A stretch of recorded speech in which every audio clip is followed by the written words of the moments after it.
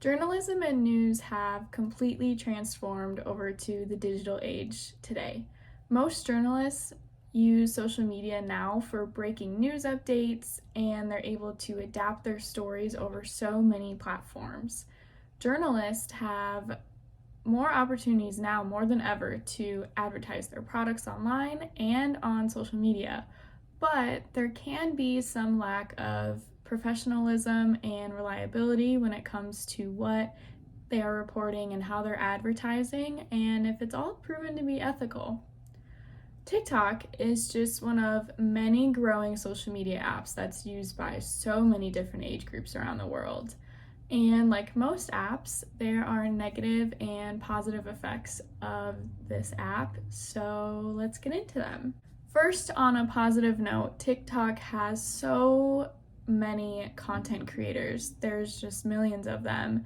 And these content creators are able to make careers for themselves, figure out their talents, and some of them even share news that others might not know about. Like, there's true crime accounts, just like there's true crime podcasts, there's actual accounts.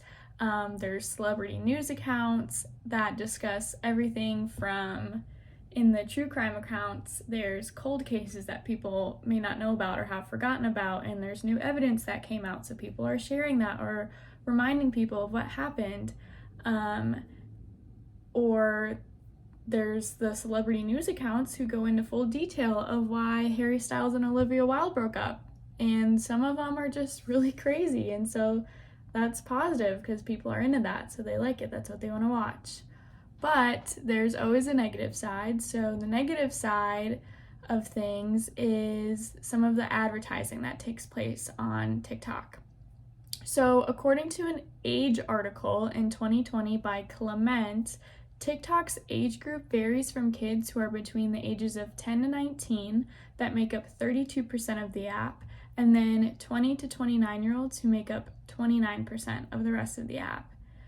A study from the American Academy of Pediatrics explained that children actually lack the digital literacy that is necessary for them to recognize an online advertisement. So they don't know they're being advertised to because they're not, I don't want to say old enough, but they're not familiar as to, okay, this is an advertisement, I can skip this. They're going to sit there and watch the whole thing, which goes into their algorithms. So because of the inability to identify an ad on an app like TikTok, it makes it easy for the app to persuade and take advantage of the young users.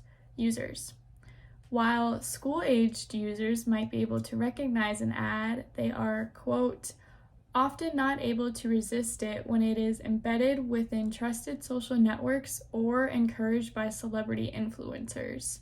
So if you think of young celebrity influencers like JoJo Siwa, who just recently came out as bi and she cut her hair and is doing all these things, and her platform is to young children, and what if those children don't know anything about that, and now they're asking all these questions, and now her videos are popping up everywhere, and now the parents are concerned because the kids don't know that they're being advertised to by her, and maybe they don't want that. Lastly, how do we know how to trust TikTok when it's giving us the latest news? Well, major journalists from places like the Washington Post or the New York Times are actually on the app today, and they all have major followings. The most notable account is the Washington Post, which is run by Dave Jorgensen, who has over 773,000 followers. That's insane. New York Times is second runner-up with 500,000 followers. And then there's other news sources also on the app, like NBC and Yahoo News, which are also reliable sources.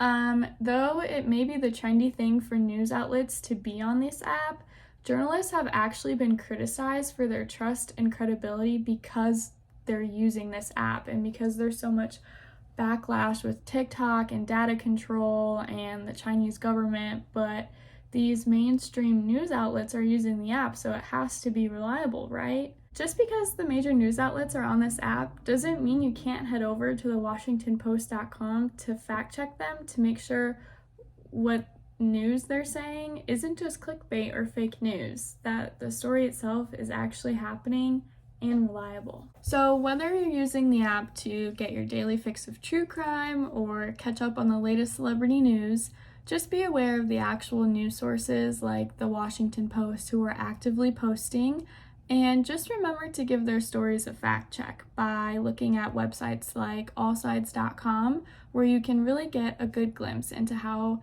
to check reliable news stories from all sides.